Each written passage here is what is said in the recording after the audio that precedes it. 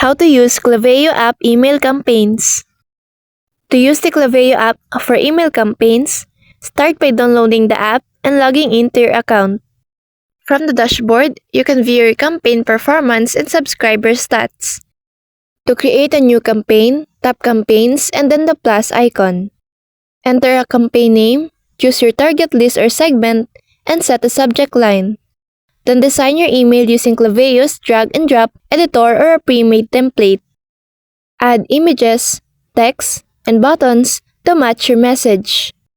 Once your content is ready, choose to send it immediately or schedule it for later.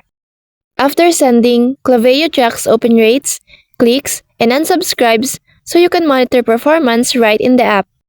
It's a simple way to manage email marketing on the go and keep your audience engaged. So that's all for this video. I hope this helps. Thank you.